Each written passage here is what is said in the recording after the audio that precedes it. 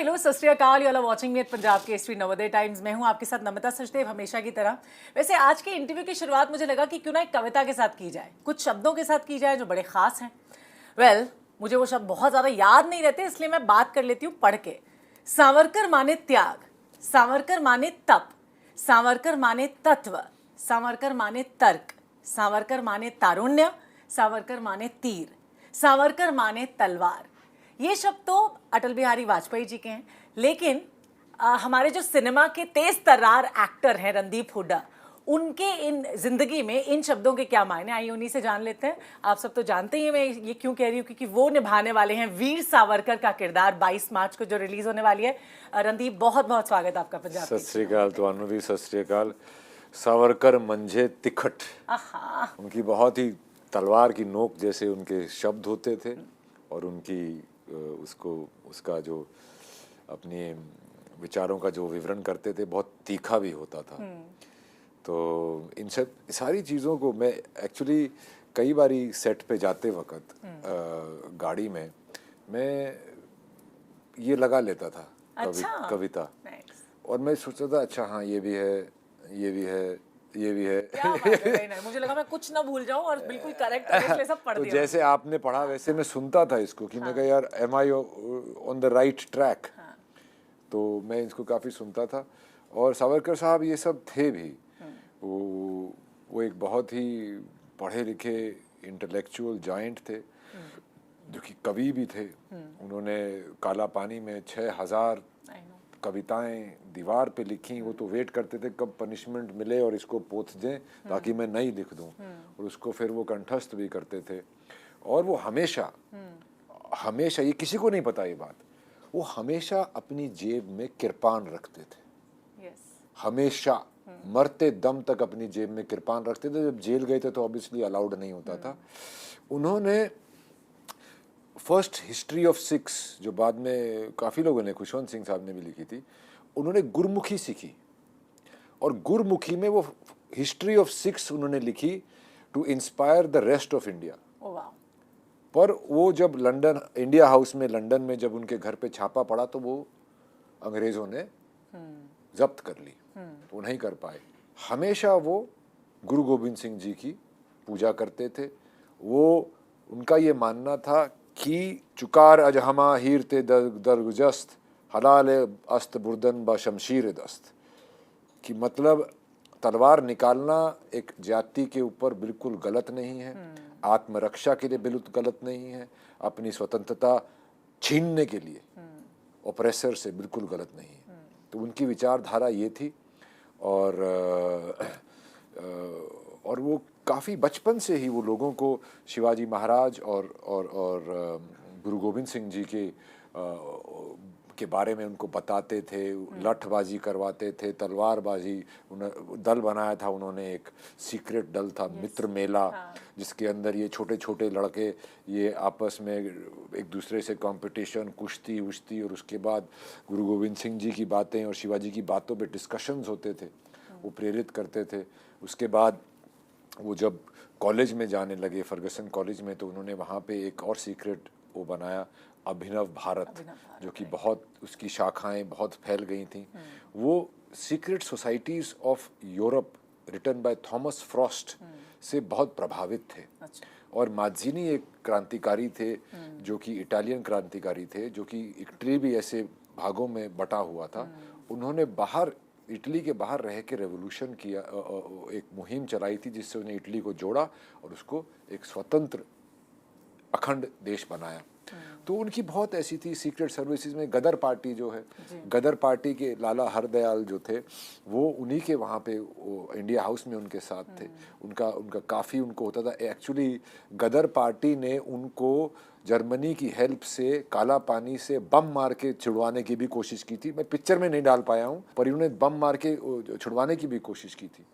German you boats, जो submarines में वहाँ पे उन्होंने ये किया था कि यहाँ से छुड़वा के इनको बर्मा ले जाएंगे सब क्रांतिकारियों को। और सबसे पहले 2 नाम थे, विनायक दामोदर सावरकर और गणेश दामोदर सावरकर, जिनका उनके बड़े भाई थे बाबा राव। तो उनका काफ़ी वो रहा। जब लाल बाल पाल की दुनिया थी, जब लाल बाल पाल की दुनिया थी तो वो बाल के शागिर्द थे और बाल उनको, अगर ये जेल नहीं जाते और बाल गंगाधर तिलक को जेल करके मांडले नहीं भेज देता, इनको काला बाली नहीं भेज दिया जाता, तो कांग्रेस, इंडियन नेशनल कांग्रेस बोलना चाहिए, अब वो कांग्रेस नहीं है, इंडियन नेशनल कांग्रेस में नरम दल और गरम दल थे। अगर इनको जेल नहीं भेजते और लाला अपना बाल गंगाधर तिलक को जेल नहीं भेजते तो गरम दल भारी रहता और हम बहुत पहले आज़ाद हो जाते।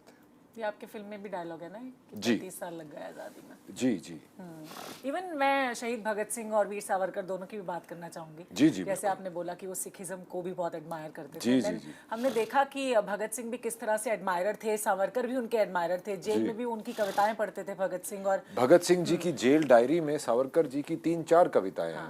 हाँ। और एक सावरकर जी ने किताब लिखी थी 1907 के अराउंड, जिसको उन्होंने 1857 सिपॉय म्यूटनी को एक अलग रुख दे दिया था कि 1857 भारत का पहला स्वतंत्रता संग्राम। वो किताब बहुत ट्रैवल करी थी, वो वायरल हो गई थी एक तरह से, और उसमें सावरकर जी का नाम भी नहीं था, उसमें था एक हिंदुस्तानी क्रांतिकारी।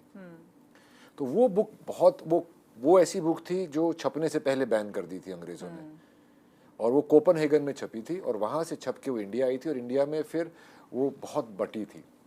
तो वो किताब सभी सशस्त्र क्रांति वालों को बहुत प्रभावित किया था उसने, क्योंकि उसमें ये था कि हम कैसे अलग अलग जगह में क्रांति शुरू करके एकजुट होके इन मुट्ठी भर अंग्रेजों को मार के भगा सकते हैं। तो यही चीज़ भगत सिंह जी के को भी बहुत इम्प्रेस करी थी। HSRA जो है, हिंदुस्तान सोशलिस्ट रिपब्लिकन एसोसिएशन में, आपने अगर ये बुक नहीं पढ़ी होती तो आपको एंट्री नहीं मिलती थी। उसके सरगना थे चंद्रशेखर आज़ाद और उसी गुट के हिस्से थे भगत सिंह, जो अभी भगत सिंह नहीं बने थे। उस समय की कहानी है। भगत सिंह ने जेल से उनके ऊपर आर्टिकल भी लिखे कि what do the cowards know of the tears that flow out of revolutionaries eyes। वो कायर क्या जाने उन आंसुओं की कीमत जो वतन पे मर मिटने वालों की आंखों से छलकते हैं। ये उन्होंने विनायक सावरकर और मदन लाल धिंगड़ा की जो आखिरी मीटिंग थी, जो कर्जन वाइली को मारने से पहले, वो किया था। जैसे भगत सिंह जी ने सॉन्डर्स को मारा था, ऐसे ही पहले कर्जन वाइली ने पहली राजनीतिक हत्या कर्जन वाइली की हुई थी, मदन लाल धिंगड़ा ने करी थी। वो भी पंजाब से ही थे, लाहौर से, और वो भी सिमिलर फैशन में हुआ था। और जब सावरकर जी वापस इंग्लैंड गए, जब उन्हें पता था उनको गिरफ्तार कर लेंगे, वो इसीलिए गए थे कि वहाँ जाके वो कोर्ट से अपनी बातें बोल सकें पूरी दुनिया को, जैसे कि भगत सिंह जी ने करा। तो ये पहले चीज़ें हो चुकी थी 1900 के पहले दशक में, बहुत सारी चीज़ें हो गई थी जिससे प्रेरित होके आज़ादी तक लोग वो करते रहे। उनकी किताब इंडियन नेशनल आर्मी में भी उनकी किताब दी जाती थी, कपड़ों यूनिफॉर्म के साथ, बंदूक के साथ, और एक वो किताब दी जाती थी। इसी से लेके भगत सिंह जी उनसे बहुत प्रभावित थे। भगत सिंह जी की सोच, उनको, भगत सिंह जी को उनका जो हिंदुत्व जो इन्होंने लिखा था उससे भी बहुत इम्प्रेस थे। पर भगत सिंह जी और वो इस बात से इम्प्रेस थे कि हिंदुत्व की जो डेफिनेशन सावरकर जी ने लिखी थी, वो हिंदुत्व मतलब हिंदू धर्म नहीं, हिंदुत्व एक राजनीतिक, भूगोलिक, सांस्कृतिक इतिहास का आइडियोलॉजी थी जो फ्रीडम के लिए बनी थी। भगत सिंह जी भी धर्म को नहीं मानते थे, तो उनके बहुत सिमिलैरिटीज थी। पर अगर आप किसी को भी ले लो, किसी भी लीडर को ले लो, आप गांधी जी को ले लो, नेहरू जी को ले लो, जिन्ना जी को ले लो, सावरकर जी, भगत सिंह, चंद्र बोस, इन सब की सोच बदलती रहती थी क्योंकि समय बदलता रहता था। Of course. एक बार किसी चीज से एक दूसरे से सहमत होते थे, किसी से एक दूसरे नहीं सहमत होते थे, पर सभी की आपस में एक ही एक एम था, वो था अखंड भारत और स्वतंत्रता। और वही एम के रास्ते अलग थे, सोच अलग थी, पोजीशनिंग अलग थी। अच्छा, if I talk about the relationship of Mahatma Gandhi and Veer Savarkar, ji. how do you take it? You take Savarkar as constructive ally of Gandhi or constructive critique of Gandhi?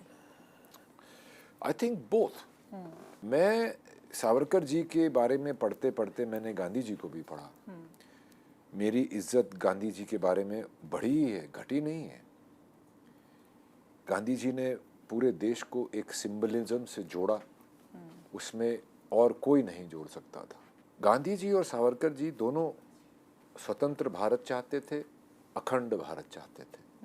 उनकी विचारधाराएं अलग थी, एक हिंसावादी थे, एक अहिंसावादी थे, पर वो अपने आप में एक दूसरे की इज्जत करते थे। उनकी 3 बार मीटिंग हुई, जिसके अंदर सावरकर क्योंकि ज़्यादा विटेड थे और ज़्यादा वो थे, वो भारी रहते थे, पर उस वक्त बैरिस्टर एम के गांधी थे, बापू नहीं बने थे, महात्मा नहीं बने थे, उस टाइम की कहानी है। फिर उनकी 3 मीटिंग हुई, एक तो लंदन हाउस में गांधी जी उनसे मिलने आए, क्योंकि गांधी जी को पता था कि ये बहुत इंटेलिजेंट, एंटरप्राइजिंग और लोगों को एकत्रित करने वाला लड़का है, तो इससे गांधी जी बड़े थे सावरकर जी से। फिर उनकी एक डिबेट हुई विजयदशमी पे लंदन में एक रेस्टोरेंट में, और फिर 1927 में गांधी जी उनसे मिलने रत्नागिरी आए थे। उनकी जो बेल प्लीज होती थी, उसमें से लास्ट बेल प्ली का जो आइडिया था वो गांधी जी ने दिया था। अच्छा।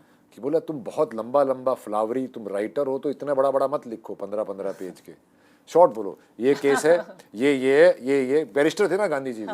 बोला तुम घुमा रहे हो उनको, बोले ये, क्योंकि सावरकर जी बड़ी फ्लावरी राइटिंग, वो अपने इमोशंस, क्या अकेला आदमी जेल में पड़ा आदमी क्या करेगा।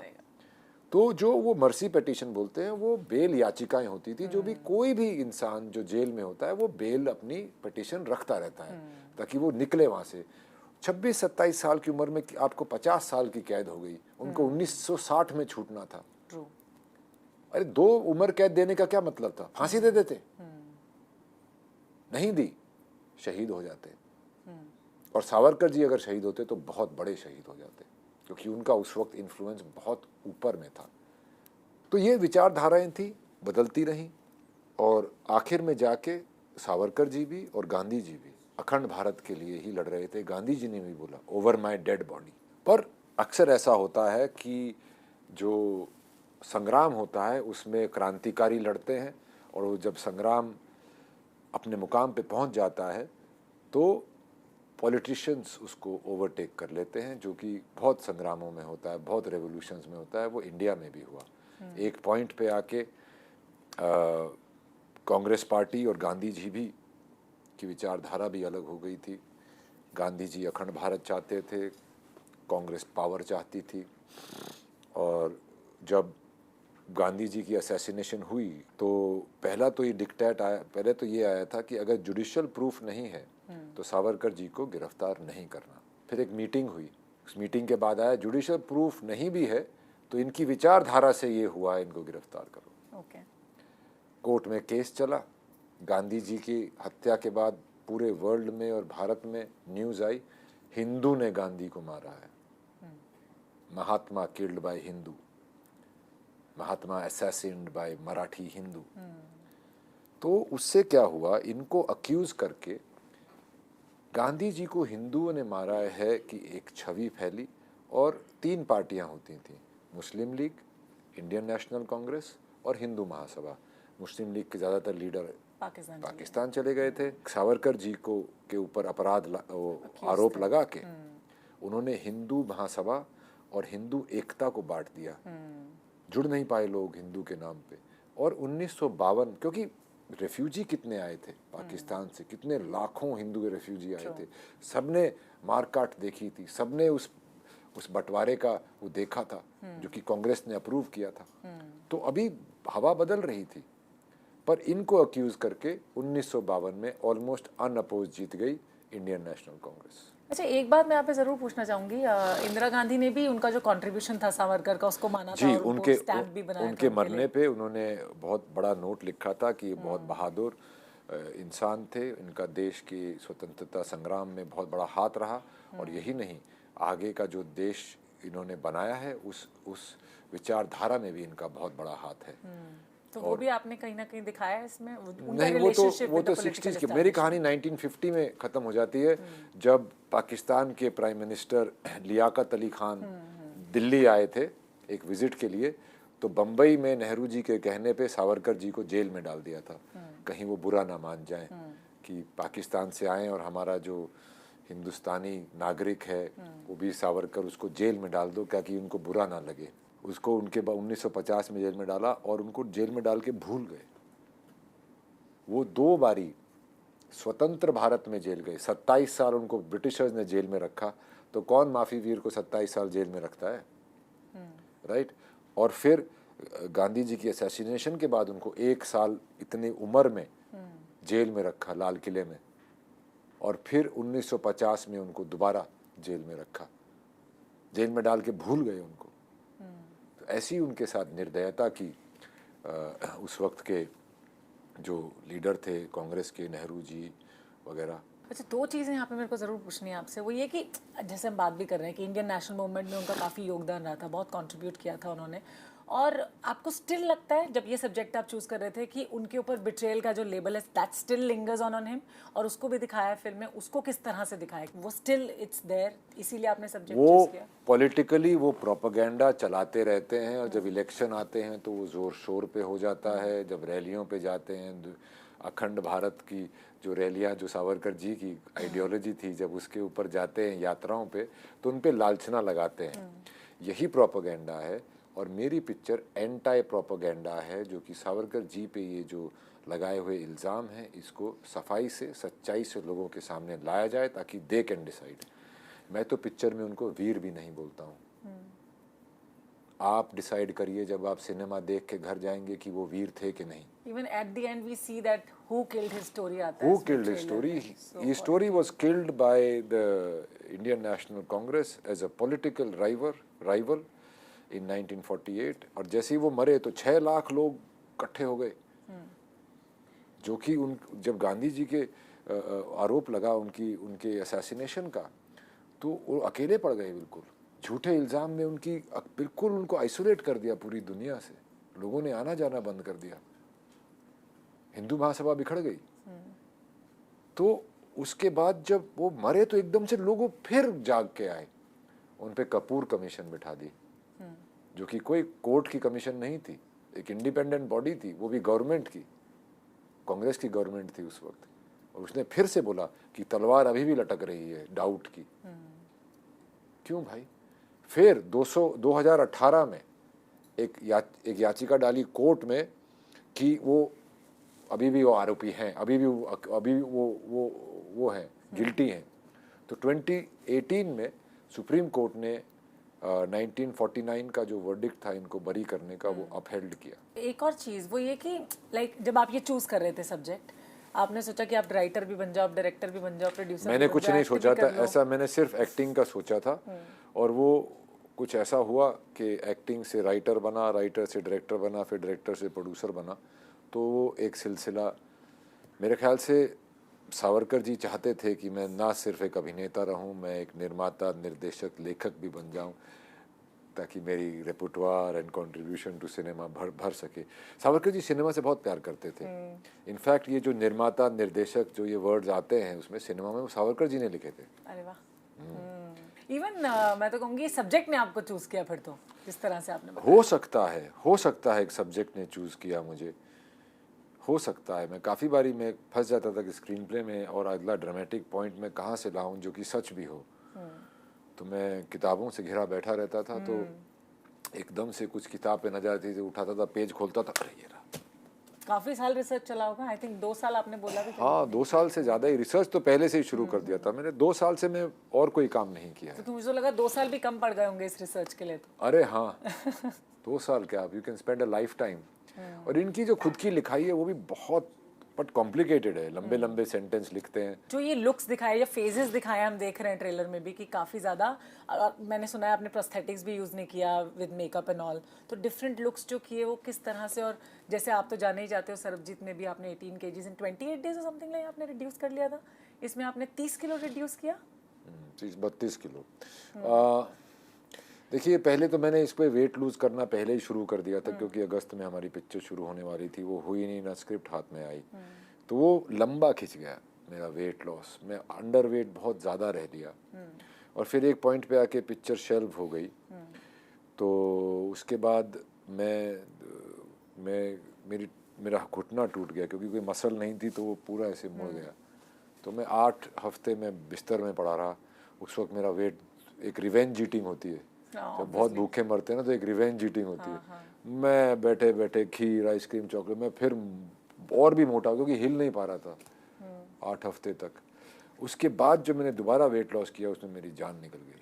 बट रणदीप को हम हमेशा से देखते हैं, लीन आपका वो बॉडी स्ट्रक्चर रहा है हमेशा से, है ना? बेशक आप कितनी भी स्ट्रेस ईटिंग करते हो। नहीं नहीं नहीं, ऐसी बात नहीं है। मैं अभी इंस्पेक्टर अविनाश किया था यार, उसमें मैं 90 से ऊपर था। पेट वेट ये वो, खाते पीते, यूपी के पुलिस वाले थे। तो देखिए, आपका जो किरदार होता है उसके तरह लगना तो बेसिक चीज़ है, वो कोई महान कार्य नहीं है। But this was one, I believe, क्योंकि आप उनके जैसे नहीं दिखते हो। नहीं दिखता था मैं। जब मेरे पास पिक्चर आई थी, मैं 92 किलोज का था, मूछें ऊँचे ऐसे ऐसे करके बैठता था। मैं कह, ये कैसे दिखेंगे?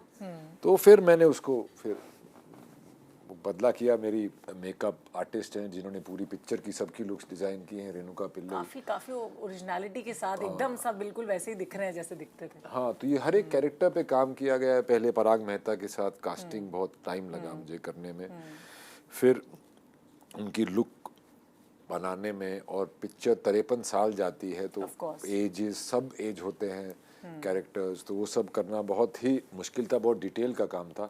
यही नहीं, प्रोडक्शन डिज़ाइन भी नीलेश वाघ ने जो किया है, मेरा डीओपी अरविंद कृष्णन, मेरा कॉस्ट्यूम डिज़ाइनर सचिन लवलेकर, तो इन्होंने बहुत डिटेल में काम किया। अगर आप देखें किसी के जो ये बटन भी दिखेंगे, सीम दिखेगी, वो बहुत ही डिटेल्ड काम है। Everybody looks like what they should look like, and I go through a very tremendous journey of Savarkar ji को एक्चुअली जेल में जॉन्डिस हो गया था, काफ़ी बार बार होता रहता था। उनकी तबीयत बहुत ज़्यादा ख़राब थी, उनके भाई की भी तबीयत बहुत ख़राब हो गई थी। उनको बहुत निर्दयता से उनको हैंडल किया, क्योंकि अदरवाइज़ काला पानी में आप 6 महीने वहाँ पे गुजार के आपको बाहर छोड़ देते हैं आइलैंड पे। आप काम कर लो, घर बना लो, ये कर लो, वो कर लो।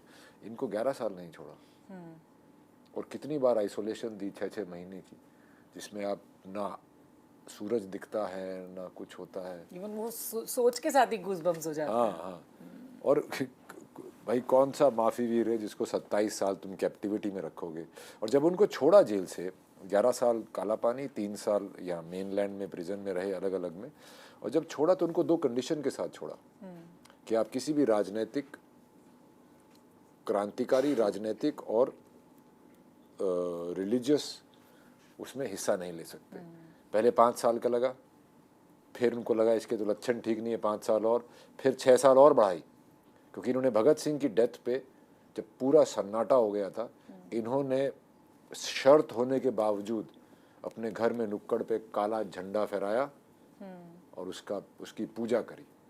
उससे उनकी सज़ा 6 साल और बढ़ गई, उस एक चीज़ से। इवन अगर मैं रणदीप से बात करूं तो आपने जो ये सब्जेक्ट पे फिल्म बनाई है, आपकी आइडियोलॉजी, आपके थॉट प्रोसेस से कि आपको कैसे लगता है कि अगर मान लो अगर आप उस वक्त फ्रीडम स्ट्रगल का हिस्सा होते, तो आप नॉन वायलेंस की तरफ जाते या वायलेंस की तरफ जाते? नॉन वायलेंस, बिकॉज हम थोड़े एरिया के ऐसे हैं जहाँ पे थोड़ा सा ये सब होता है, और नॉर्थ वेस्ट जो भी इंडिया का एरिया है वो वहाँ उसने इतना वायलेंस देखा है थ्रू अफ़गानी इन्वेजन्स, आना जाना सब। हमारे रोहतक से आते थे, अटैक करते थे, वापस जाते थे, तो वो बहुत हमने देखा है, तो शायद उसमें जाता मैं।